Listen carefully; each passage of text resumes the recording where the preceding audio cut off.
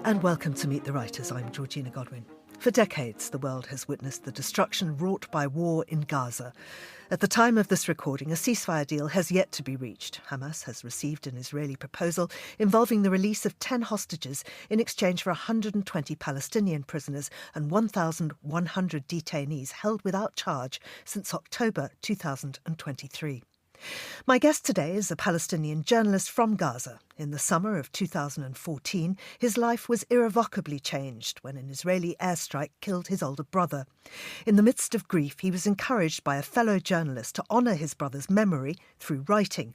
That article resonated globally. What began as a personal tribute grew into something much larger, a platform that would connect young Palestinian voices with readers around the world. We Are Not Numbers trains aspiring Palestinian writers and journalists in storytelling, language editing and reaching English-speaking audiences. Their new book is a poignant collection of first-hand accounts from Gaza's youth, stories of resilience, identity and everyday life under the shadow of conflict.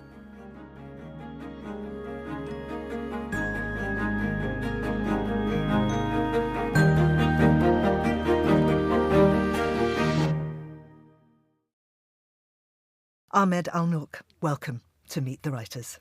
Thank you very much for having me. We're so thrilled to have you here. Can we start at the beginning? Can you tell us about your childhood and your upbringing in Gaza? Wow. Not an easy topic to start with. I was born in 1994. And, when I was only 6 years old, the second intifada erupted in Gaza. So, as you can imagine, my earliest memories of my life was about the second intifada and how to grow up, going every day to school, hearing bombs and invasions and news about killing Palestinians and children and protests day and night. I remember when I was very young, I would still hear the sounds of the helicopters, the fighter jets, the gunshots. Most of the time, protests that happened day and night. So that is my childhood. I grew up in a war zone. I grew up having to witness the death and destruction of my people. And that's what I remember right now. That's most of what I remember about my childhood. And does that sort of feeling, is there a feeling of constant fear, or is it something you become almost numbed to? I think both. I think I only realized that it's all about fear when I came here to the UK and when I realized what life should be about. A few days ago, I was going from my home to another event I was speaking at, and I was pondering all the time in the car, looking at people who are having normal life, who are just walking in the streets or having their families in picnic. And I just remember that this is not the life that we have in Gaza. This is what life should be in Gaza, but unfortunately, because of the war, it is not. So right now, I remember and I imagine how much fear there is in Palestine. And you can't forget that. When you are in Palestine, when you are in Gaza, when you have lived all of your life under bombardment and siege and occupation, sometimes you forget that this is not normal. Should not happen. But I imagine after the genocide that started, after the 7th of October, I think now everyone in Gaza is living in huge fear all the time. And they can't just get numb to it, because at every moment you expect to be killed, to be shot, to be buried under the rubble. And I don't think humans can get used to it. I don't think humans can feel numb towards a genocide. And of course your family was particularly affected in 2014 when your brother was killed. Would you be willing to share what happened and how it affected you? I would like to say it's not only my brother, it's my brother, it's my many of my friends were killed in that war, and I was only 19 years old back then. And that was the first time I actually lose someone close to me, a family member, and it crushed me. I have to be honest. My older brother, he was 4 years older than me, but he was very close to me. We were always spending our time together. He once rescued my life at the expense of his. We were like swimming in the sea and both of us drowned, and he rescued me. So he was very special to my heart. And losing him suddenly, it crushed me and it made me feel so much depressed at that time. But now, 10 years later, Israel also killed the rest of my family members. They bombed my home where my family were sleeping, and they killed 21 members of my family. My father, my other 2 brothers, my 3 sisters, and all of their children, 14 kids were slaughtered in my home. Not to mention the many, many, many cousins that I lost. I lost count, many friends. So it's a lot to take in. It's a lot to handle. How do you cope with that scale of loss? You don't. You can't cope. I have to be honest with you. I was in a call with a friend of mine a few days ago, and she's a young pharmacist who lives in the UK now, and her story is similar to mine. She was here studying her master's degree, and in the war, she lost contact with her family. And then 3 months later or so, she realized that all of them have been killed. Her mother, her father, her brothers and sisters. All of them are amazing people who are doctors and pharmacists and engineers. And all of them were killed. And we were having this conversation. How do we cope? What are we doing? And we realized that we are in deep, deep, deep mental health problem. We are psychologically not well. And I don't think we will ever recover from this. How can you recover from losing all of these family members and friends and your life, your home, my home where I was born? It's destroyed with all my memories, with my school, with my friends. Everything is gone. And you can't cope to it. So we pretend to be like coping and living a normal life, but we're not having a normal life. And I don't think we will ever have a normal life. You've done your family and your compatriots a huge service in bringing this project to the attention of the wider world. How did that first article, which was written in memory of your brother, come about? And just tell us about that huge response it got globally. Well, as I said, I was only 19 years old, and I was severely, severely depressed during that war and after. And it was the first time I ever experienced a massive war in Gaza, first time I ever lose a friend, a family member. And then my friend, who was an American journalist and writer, we met in Gaza a year earlier.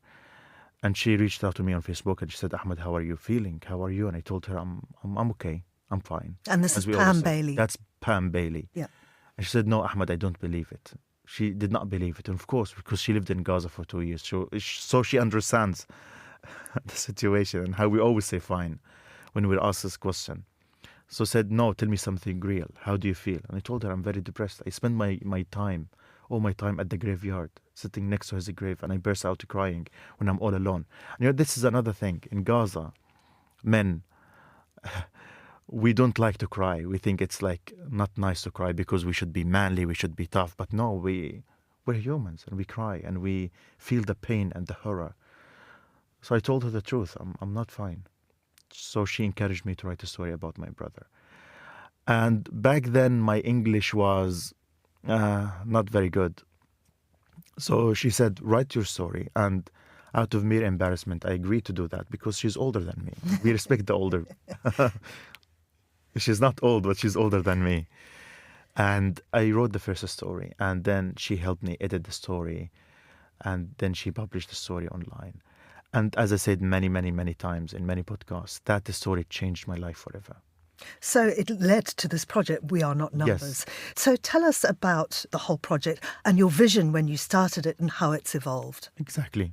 So I want to say that this story changed my life because of two things. One, because it started We Are Not Numbers, but most importantly, because before I wrote this story, I thought that no one cares about the Palestinians, that we are just numbers, that everyone looks at us as a group of terrorists who live under the rubble. And because I was reading English, I was reading how the media would write their stories about the Palestinians, and it was never sufficient. There was a gap between the reality and what was happening, what has been written about us in the media. So I thought, okay, my brother is just a number. 1 in 2,000 Palestinians who were killed in that war, and that's it. No one cares about us. No one reads us. No one think of us as equal human beings. But when I wrote that story and we published that story, that idea changed, because for the first time in my life, people read my story. They reached out to me and they told me they loved my story. They found it moving and they asked me to keep on writing. So I felt good. I feel like, because the process of writing is very therapeutic to people. Mm-hmm. And I felt genuinely better after writing my story, and in the process of the story, of writing a story. I felt better, and even better after I received the messages of sympathy and support from people.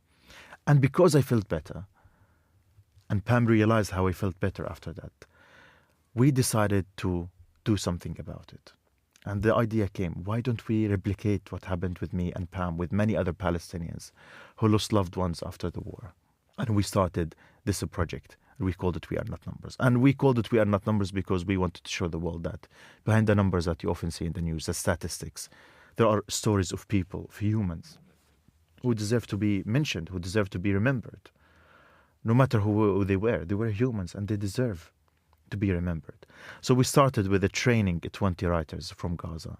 And then after training them with English language, with storytelling skills, creative writing, we would link each one of these young writers from Gaza with an international mentor or a journalist, a writer, to help them write their stories in English. And that was a huge success. We were all surprised how many talents there are in Gaza. I never thought that so many people in Gaza could write beautifully and powerfully in English, in a language that the world understands.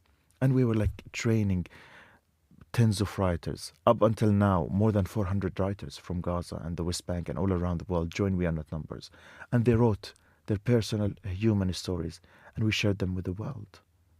How do you find and select the young writers? When we first started, we did not have that reputation in Gaza. We were just a small organization, a smaller project. And then we had an amazing mentor and a writer. His name was Rifat al-Arair. And he was a university professor. So he promoted that project to his students, and many of them joined We Are Not Numbers. That was the first. Well, Rifat now, he became our mentor, our co-founder, and then he was killed in this war, in this genocide. But after we trained the first batch of writers, all the other writers, all the young people knew about We Are Not Numbers. And now every year we receive hundreds of applications from young people in Gaza who would love to who wanted to join We Are Not Numbers. So we would choose the best of the best in Gaza. That's why if you go to our writers, they will find them all the best, like in high school. All those who scored the best marks join We Are Not Numbers. We don't search for them, they come to us. And all of them are amazing young people who just want to write their stories and share them with the world. So we have a huge reception in Gaza. We have a very nice reputation in Gaza. And everyone just wants to join We Are Not Numbers. And internationally, how's the response been? It is doing very well. I mean, I'll give you an example. Last year, we did an exhibition in London for these stories. And our exhibition was visited by hundreds of people every day. Like for a week, hundreds of people came. When we published this book, it became an instant bestseller. Like we are number 5 bestseller according to the Sunday Times. Now we are also a bestseller in Ireland. So an instant bestseller. It's really a huge deal. That tells you that people here in the West, they know of We Are Not Numbers. They love to hear the Palestinian stories. And they were eager to hear the Palestinians and to read their stories. So we have a huge reception. The reception is amazing from all the people who know about the project. And this is something really powerful about the project. It's a benign project. We're not very political. We don't encourage our writers to write about whatever they want, about anything. We just provide the people in Gaza with a platform in which they can write their stories and share it with the world. There is something really powerful, and no one can hate that. Who doesn't like to read the stories from young people in Gaza? So tell us about some of the stories. What kind of thing can we expect to find in this book? So this book is a collection of stories that were published on We Are Not Numbers during the past 10 years. It's the 10th anniversary of We Are Not Numbers. And if you go there to We Are Not Numbers, the book, you'll find all sorts of stories about everything you want. We're not writing mainly about war. We're not writing about war. But when wars happen in Gaza, of course, some of our writers will write about the war. But you'll have a wide range of stories about love, about success stories, about a brother talking about his lost brother. You'll find the stories about a young girl, 16-year-old girl, writing a poem about what it means to be a girl or a woman in Gaza. It's stories or messages from young people in Gaza who are sending to the world, asking the world to look at the Palestinians as young people. You will even find stories about donkey carts in Gaza. I mean, this is a collection of stories that cover all aspects of life in Gaza. About history, about culture, about civilization, about people's characters, about love, about everything you need to know about a community. there in We Are Not Numbers. Are there any particular pieces in the collection that stood out to you personally that you found especially moving or powerful? All of them. I mean, every story is unique. Every story is unique in its own way. And they are unique and they're very powerful because they are personal stories. We're not writing about other people. We're not writing opinion pieces or news analysis. These are personal stories written by young people, and all of them are unique. And I encourage people to read all of them, not just one. I mean, I have read them and they are very, very moving. What I found particularly moving was the little paragraph at the end of every story. Just tell us about that. Yes, because all of these stories, some of them were written 10 years ago. So we wanted to give the reader a hint about how the life of these young people it changed or altered. Are they still the same? Where have they gone? What have they done during the past 10 years or 7 years or 6 years? And I think it's a very important message so that people follow the writers and they know them more personally and deeply, not just like one story, one-off, and people forget about it. No, I think it's very powerful that we remind people about these young writers and what happened to them right now. One of our writers in this book, who's my brother, was killed. Rifat al-Ariri was also killed. Many of our writers lost family members. My friend Anas, who was also a contributor in this book, he lost his father. Many of them managed to travel. Many of them are now living in tents and displacement camps in Gaza. So it's important that we, after many years, we remind the audience what happened to these people. How did you manage to leave Gaza?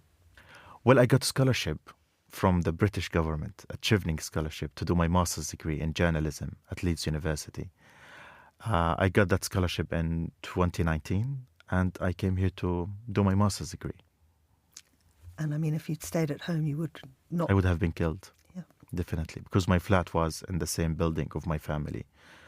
And, I'm here because I had this scholarship. I am alive because I had this scholarship. Otherwise, I would have been killed with my family. And of course... Or worse than killed. Maybe I would have been severely injured, and that is actually worse than death. Are you in touch with people at home on a daily basis? Can you describe what it's like now? Well, I try to avoid talking to people in Gaza on a daily basis because every time I talk to one of them, I will need 1 or 2 weeks to recover from that call. But of course, I'm in contact with them. And I don't think words can really describe what people in Gaza are living right now, how they are feeling. Now there is a starvation in Gaza. We are at the brink of a famine in Gaza. Can you imagine if you are a man or a woman and you can't bring bread to feed your little kids? How would that make you feel? All people in Gaza, they've lost their livelihood. There is no business, there are no salaries, there's no cash in Gaza. Even if I want to send my family some money, there's no cash in Gaza. They can't use the money to buy food or water. We're now talking about more than 50 days of complete siege, not a drop of water or food entered Gaza. People are now eating turtles. We never reached that point. I've seen videos of kids sipping water from dirty puddles. People are eating the grass, children eating the grass and the tree leaves. And above that all, they're besieged, they're surrounded from all areas, and they're under bombardment for 18 months. And there's nothing they can do to escape. If you were in Gaza, you can't do anything to escape. There's nothing in the world that you can do to guarantee your safety or the safety of your children. And that dragged on for too long, 18 months. It's a lot. No one can handle this. And, I have a friend in Gaza who's a child psychiatrist. And the last time I talked to them, he told me that, I'm quoting him, and he said, even psychiatrists in Gaza need psychiatrists right now. He would tell me that even when he receives patients, he can't really treat them because he himself needs a treatment. No one is safe. No one is normal. And what happened to Gaza, even if the war ends now, even if the starvation ended now, the consequences of that will live on with people. They will never be able to recover. What's extraordinary about these stories is, as you point out, it's not just about war. People are still writing about identity, about love, even about hope. That's the purpose of We Are Not Numbers. When we started We Are Not Numbers in early 2015, at first we started we expected that all the stories will come about aftermath of the war, so all the stories might be about the war.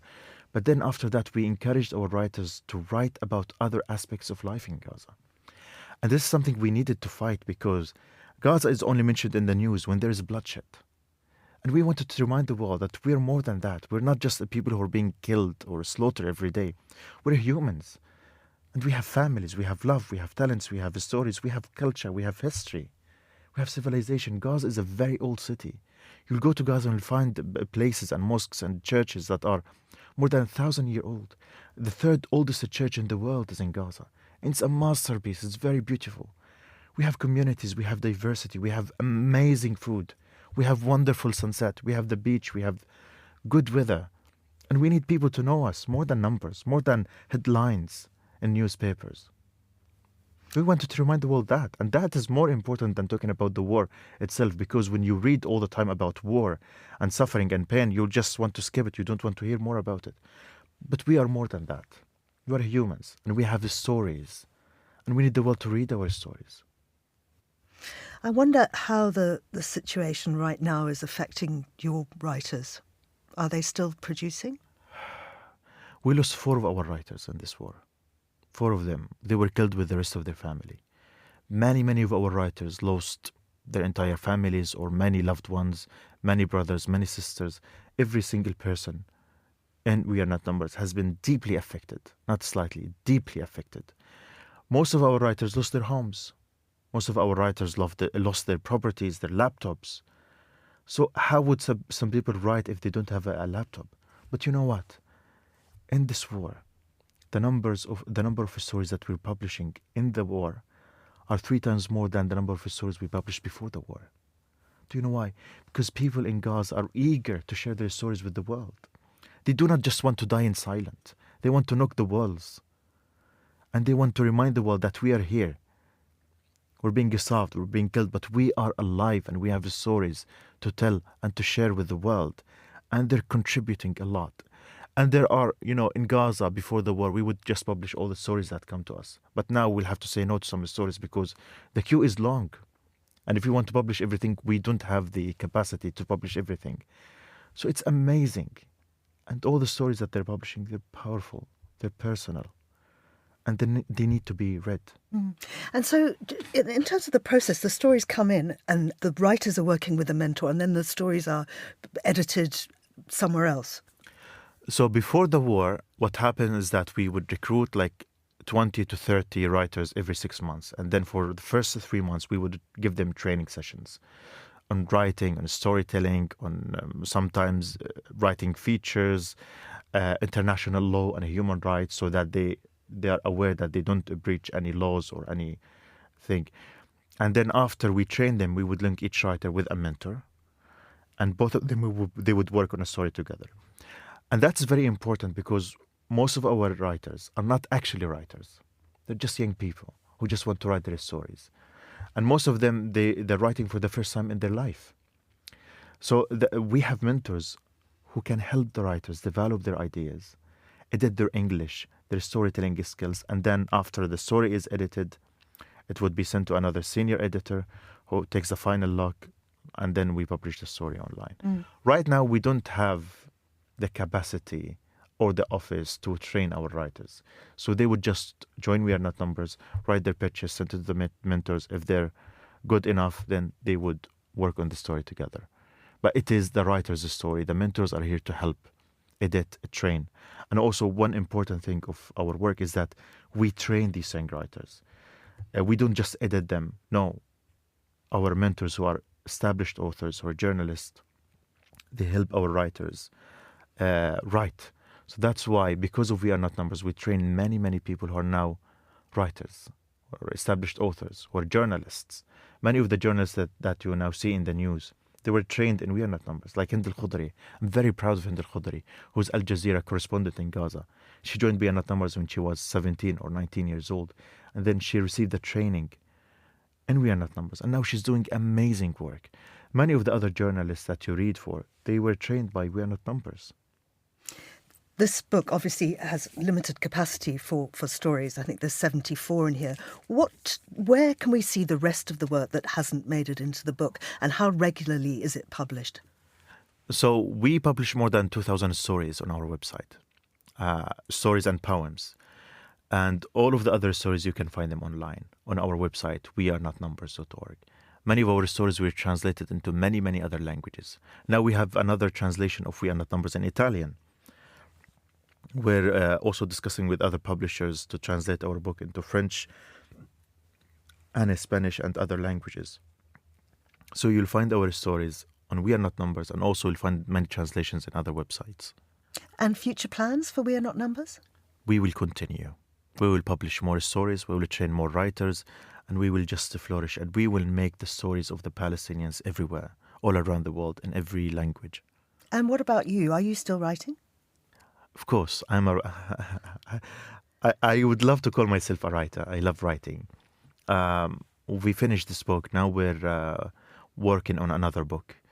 I don't want to say much about it because we're still finalizing the contract. But I also write in many other books, chapters here and there. And I also write. I write for the New Arab and other publications. But mostly I do the management work for We Are Not Numbers. And also I do a podcast with Palestine Deep Dive, in which we,